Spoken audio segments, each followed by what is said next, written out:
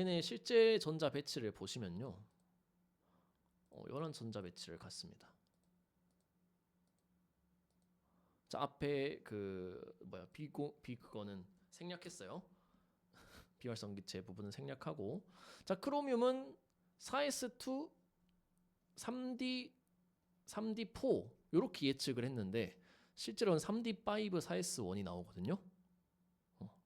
자, 이거를 해석하면, 자, 그림으로 보는 게 좀 더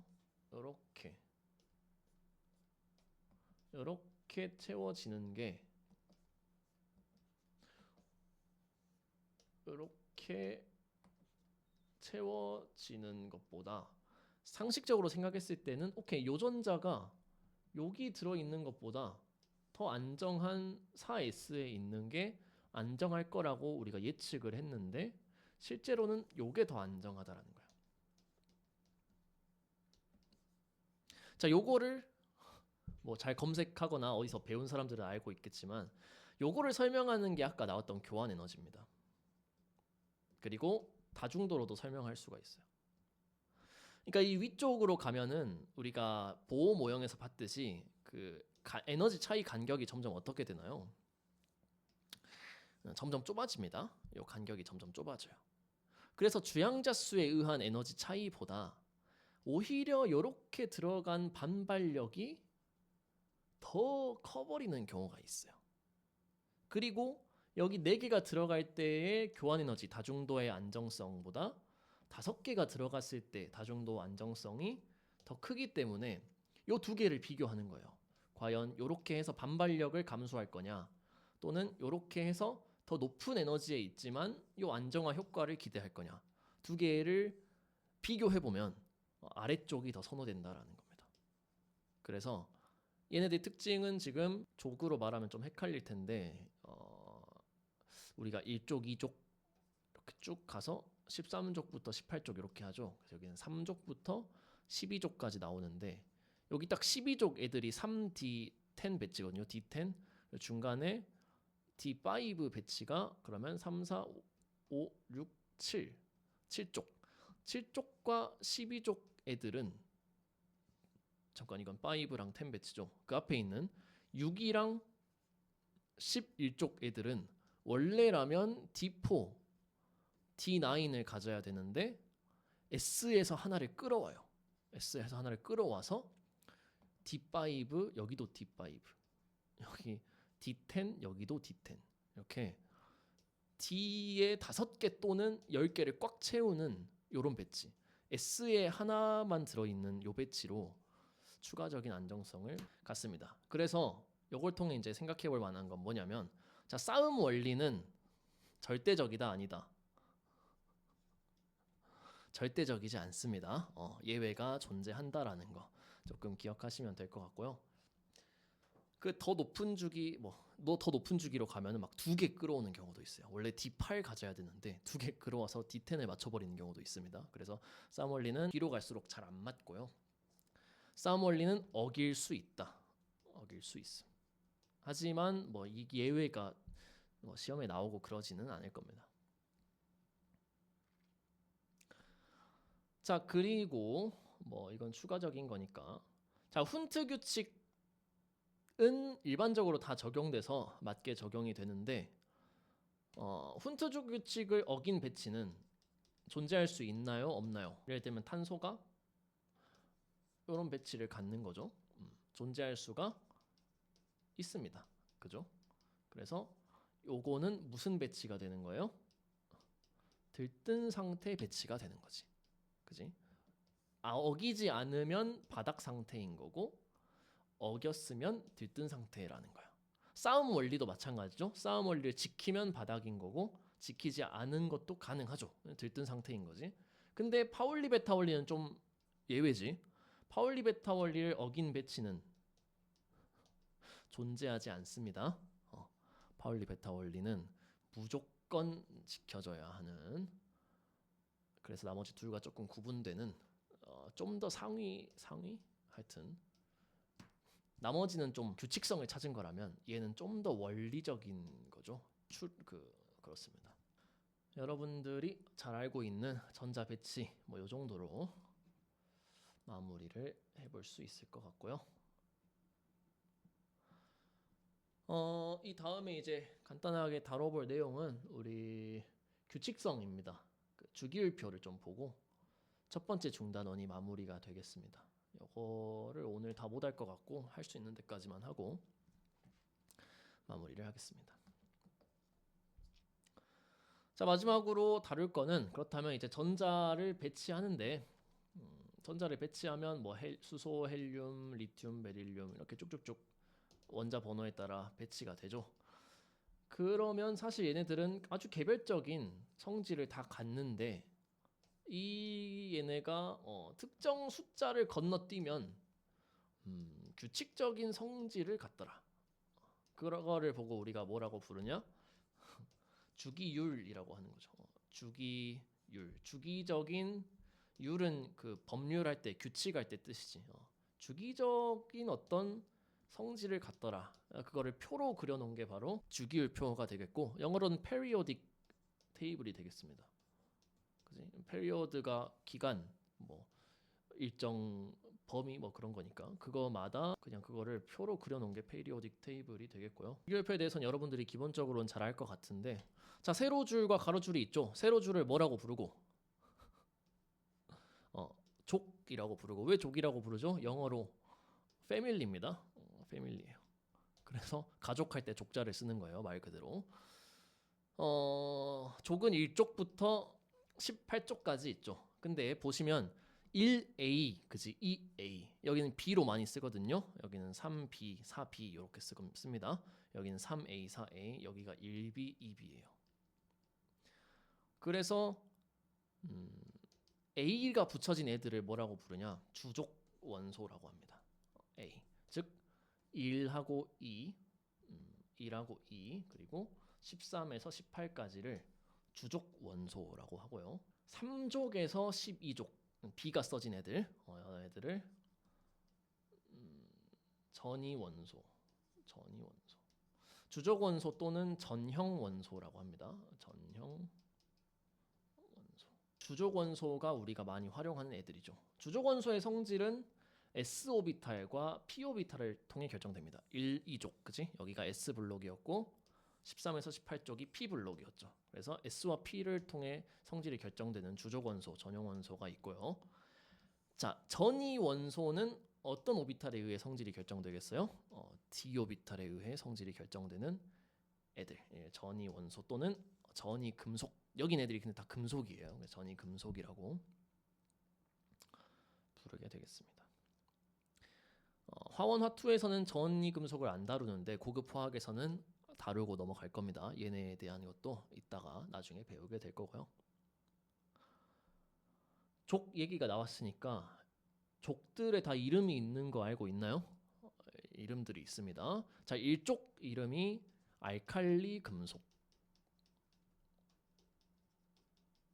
이라고 부릅니다. 수소를 제외한, 수소는 아쉽지만 1족 취급을 잘 못 받아요. 1족은 알칼리 금속, 리튬부터 해서 리나카 르세프죠. 자, 얘네를 알칼리 금속이라고 합니다.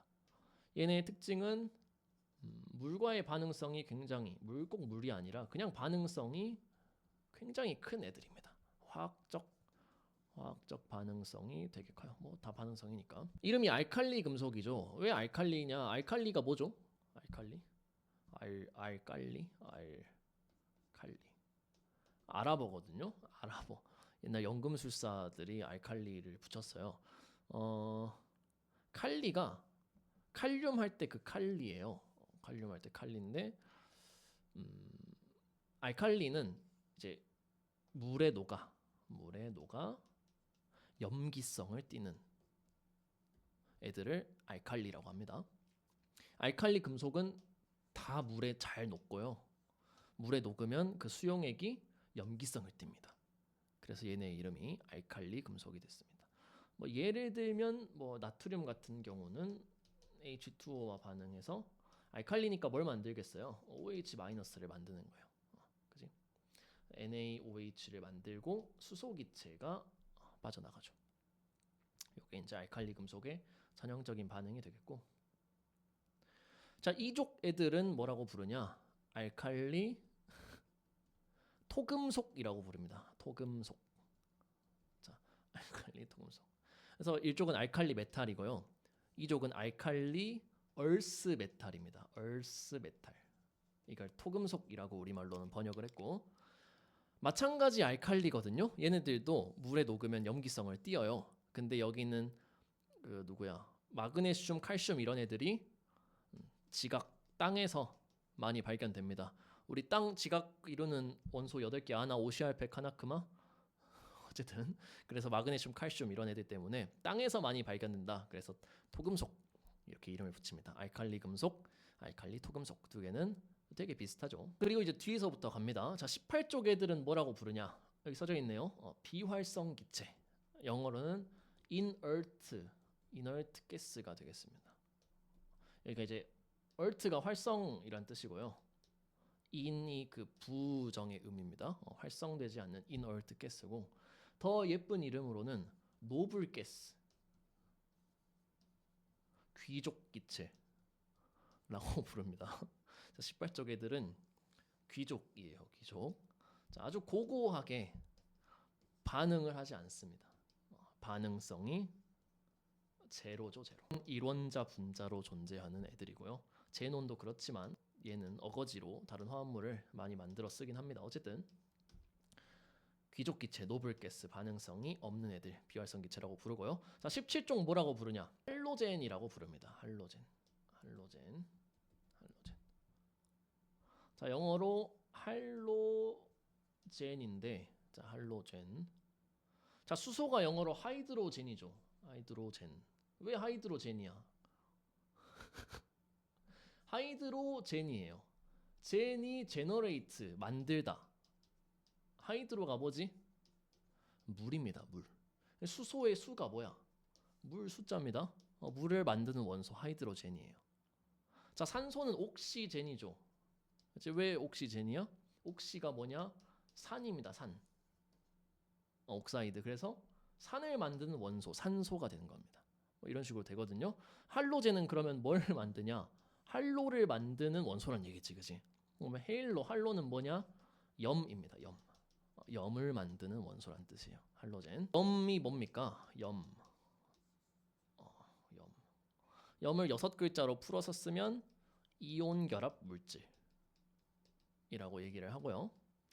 할로젠족은 보통 어떤 걸 만들어서 마이너스 1가 음이온을 만들죠. X라고 많이 할로젠을 표현하는데, X 마이너스 1가 음이온이 됨으로써 누구와 많이 결합하고 알칼리 금속과 신나게 결합해서 염을 만드는 애들이 되겠습니다. 대표적으로 NaCl이 바로 소금이죠. 소금인데 소금이 한자로 뭡니까? 염이죠.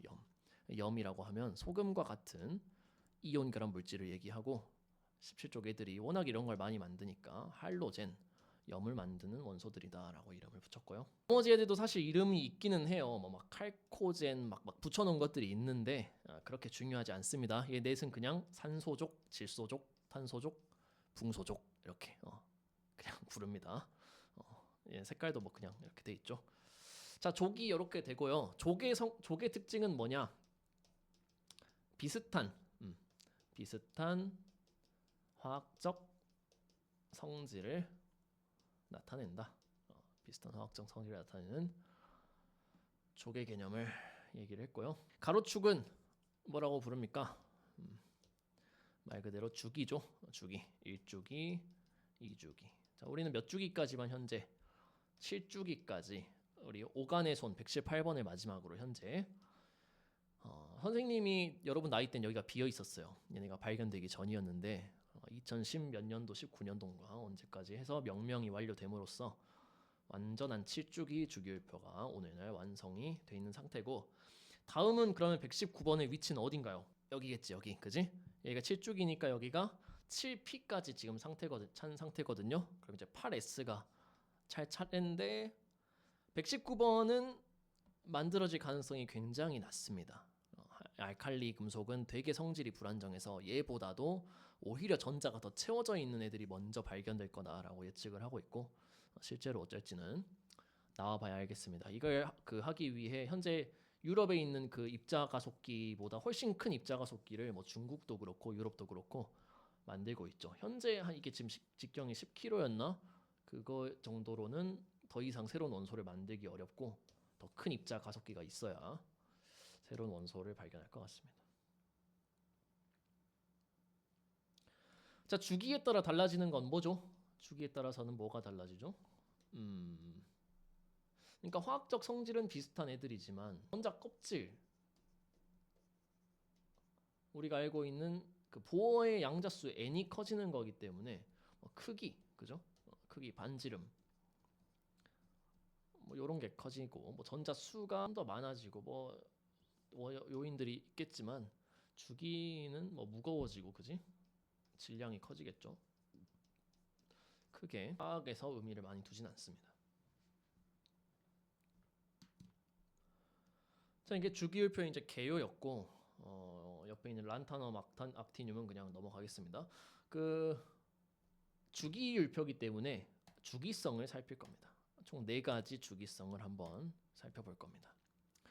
유효 핵전화, 원자 반지름, 이온화 에너지, 전자 친화도, 이 4가지의 주기율표에서 주기성을 살펴보고 일단은 첫 번째 중단원이 마무리가 될 것 같습니다. 오늘 4개 다 못할 것 같고 하나하나 좀 보다가 마무리를 하도록 하죠. 하나씩 보겠습니다. 우리 교재에 다 나와 있는 내용이라서 유효 핵전화부터 보겠습니다. 자, 유효 핵전화가 뭡니까? 유효 핵전화. 이거 지금 배웠나 화학에서 모르겠네. 자, 좀 쪼개서 보면 유효 핵전화죠. 핵전화는 핵전화인 거고, 그지? 핵전화는 뭐야? Z입니다. Z. 자, 우리 Z 어디서 봤어요? 자, 보어 모형의 에너지를 측정하는 애 Z제곱 있었던 거 기억나나? N제곱분의 요 Z가 바로 핵전화입니다. 그러면 수소의 핵전화는 얼마고? 1이고 헬륨의 핵전화는 얼마고? 2고 그냥 원자 번호입니다. 원자 번호가 바로 핵전화입니다. 정확한 같은 개념이에요. 그렇다면 유효 핵전화는 왜 적냐? 유효 핵전화. 유효는 영어로 effective가 되겠죠. effective 그 뉴클레릭 차지, 뉴클리어 차지가 되겠는데 실제 핵전화와 effective라는 건 실제 효과가 있는 이라는 의미죠. 실제 핵전화가 전부 다 전자한테 전달이 되지가 않더라라는 거죠. 수소에서는 자, 핵전화는 Z라고 쓰고요. 유효 핵전화는 ZEFF 이렇게 씁니다. 나오면 유효 핵전화라는 뜻이에요. effective. 자, 수소의 Z는 얼마냐? 1입니다. 자, 수소의 유효 핵전화는 얼마냐? 자, 1보다 클까요? 작을까요? 정확히 1입니다. 자, 작지 않아요. 안타깝게도 수소에서는 둘 다 1이에요. 유효 핵전화랑 핵전화랑 다르나요? 생각할 수 있는데, 자, 헬륨부터 헬륨에서 Z는 2입니다. 근데 Z effective는 자, 한 1.7 정도 됩니다. 그래서 Z effective는 이렇게 표현할 수가 있죠. Z보다 작거나 같습니다. 근데 같은 건 유일하게 누구만? 그 수소 또는 수소골 원자, 다른 전자가 없을 때. 홀전자 원자에서는 두 개가 동일해요. 근데 전자가 여러 개 생긴 순간부터 실제 핵전화가 작아지거든요. 왜 그러냐라고 하면 뭐 간단하게 우리가 아까 오비탈에서 살펴봤던 가려막기 효과를 생각해 볼 수가 있는 거죠. 헬륨 같은 경우 뭐 1s 오비탈, 같은 1s 오비탈의 전자가 두 개가 있을 텐데 뭐 두 개가 s 오비탈은 구형이니까 어떻게든 위치를 할 수가 있고, 만약에 한 전자가 다른 전자 사이에 끼어들게 되면 뒤에 있는 전자가 받는 핵의 전하는 플러스 이만큼이 아니라 얘로 인한 반발력으로 인해 감소된 효과를 받는다라는 거죠. 그래서 실제 핵전화보다 작은 값을 갖습니다. 전자가 그러면 많아질수록 유효 핵전화 값은 어떻게 되는 거예요? 줄어듭니다. 전자가 많을수록 줄어들어요. 수소의 유효 핵전화는 1 그대로죠. 1 그대로입니다. 근데 헬륨은 1.7 정도 돼요. 1.7 정도. 리튬은 값이 여러 개가 나와 있죠. 그지? 1s의 유효핵전화와 2s의 유효핵전화를 따로 써놓습니다. 그 말은 리튬 같은 경우 플러스 3인데 안에 있는 전자와 바깥에 있는 전자가 누가 당연히 더 핵전화를 못 받을 거다. 바깥에 있는 애가 더 가려졌다는 거죠. 그래서 주기가 넘어가면 가려막기 효과가 엄청 커져서 유효핵전화가 확 줄어듭니다. 보시면 1s, 2s 넘어가는데 거의 뭐 1점 얼마 정도 많이 줄어들죠. 1s에 있는 애는 2.7 정도 되지. 그래서 같은 껍질에 있는 애 하나당 약 마이너스 0.3 정도 됩니다. 같은 껍질에 하나당 마이너스 3 정도 돼요. 여기도 베릴륨 보면 1s가 3.7 정도 되죠. 0.3 정도 감소를 시키고요. 껍질 안에 있는 애들은 뭐 한 0.7에서 1 정도를 감소를 시킵니다. 이거를 그 슬레이트식도 있거든요. 유핵전화 계산하는 공식도 있는데 굳이 알 필요 없고 우리는 주기성만 볼 겁니다. 같은 주기로 봅시다. 같은 주기에서 봤을 때 유효핵전화는 어떻게 되나요? 자, 1에서 1.7 그죠? 여기는 뭐 바깥 애를 봅시다. ES를 1.3, 1.9, 5.7 증가하죠? 증가합니다. 같은 주기에서 증가하고요. 자, 같은 족에서는 어떻게 되나요? 가장 바깥의 유핵전화를 볼 겁니다. 1, 1.3, 2.5, 4s 맞죠? 여기 3.5 여기 또 증가하죠? 둘 다 증가합니다. 자, 가려막기 효과는 갈수록 증가하지만 오른쪽으로 갈수록 모두 같이 증가하니까 핵전화 자체도 증가하니까 근데 핵전화는 플러스 1씩 증가하고 가려막기는 1보다 작은 값이 증가하죠. 그렇기 때문에 이렇게 되는 거고요. 주기적으로 볼 때도 핵전화가 주기기 때문에 막 2씩 8씩 증가를 해버리는데 그로 인한 가려막기의 증가보다는 주기성만 보면은 오른쪽 아래로 갈수록 유효핵전화가 커진다. 요 느낌만 여러분들이 가지고 가시면 될 것 같습니다. 원자 반지름은 어떻게 될까요? 원자 반지름은 크기지, 크기. 자, 수소가 크게, 헬륨이 크게. 수소가 클까, 헬륨이 클까? 기본적으로 크기가 뭐냐부터 생각을 해봐야 돼요. 크기가 뭐냐. 자, 수소가 있으면 전자가 있을 텐데 이 전자는 어디 있어요? 이렇게 있잖아, 그지? 이렇게 있어. 그러면 여기 있을 때랑 여기 있을 때랑 수소 원자의 크기는 어쩐 거야? 변한다는 얘기예요. 전자의 위치에 따라 반지름을 변화하는데 거기에서 어떤 값을 주기성을 잴 수가 있나? 라는 것부터가 질문이 들어야 되는데 반지름을 그래서 어떻게 정의하는 거야? 평균적인 개념으로 봅니다. 전자가 왔다 갔다 하지만 그 중에 가장 확률이 높은 가장 많이 존재하는 평균적으로 어디에 많이 있냐 뭐 요 정도 범위가 되겠죠. 수소 같은 경우는 52.9 피코미터가 바로 그 반지름이 됩니다. 근데 이거는 이제 파동함수적으로 한 거고 모든 원자의 가장 바깥 전자를 파동함수로 거리를 완벽하게 재기는 사실 쉽지 않습니다. 파동 방정식 푸는 게 힘들어요. 그래서 실험을 통해 재는 게 훨씬 나아요. 그래서 우리에게 알려진 반지름 값들은 전부 실험 값입니다. 실험으로 어떻게 잴까? 자, 실험으로 원자를 하나 떨렁 두고 자로 잴 수는 없죠. 그렇지? 원자일과 전자가 있는데 자를 뭐 갖다 대긴 어려울 거고 자가 너무 크니까 혼자 있을 때 재기가 힘드니까 두 개를 붙이자. 수소 분자 같은 경우 이렇게 생겼겠죠. 이렇게 생겼을 텐데 전자는 계속 움직이니까 여가 어디까지 있는지 재기가 힘들고 원자 핵과 핵 사이의 거리를 재보자 라는 거죠. 그 다음에 어떻게 해주면 2분의 1을 해주면 그게 바로 이 전체는 분자의 그 분자의 핵간 거리고 이걸 2분의 1 한 거를 원자 반지름으로 하자. 이렇게 이제 개념을 쟀고요. 근데 이것도 사실은 어째 정확한 건 아니죠, 그지? 왜냐면 왼쪽은 더 퍼져 있을 거 아니야. 여긴 좀 더 가깝고. 그래서 반지름이라는 개념은 하나로 정해져 있다기보다는 어떤 논문에서 반지름을 쓸 때 우리는 어떻게 측정한 값을 기준으로 했다, 이렇게 예시를 갖고 옵니다. 다른 방식엔 뭐가 있냐면요, 이 비활성 기체 같은 애들은 일원자 분자로 존재하잖아요. 냉각과 압축을 시켜가지고 고체 결정을 만들어요. 그 다음에 고체는 결정의 크기를 잴 수가 있지. 그리고 입자수도 잴 수 있죠.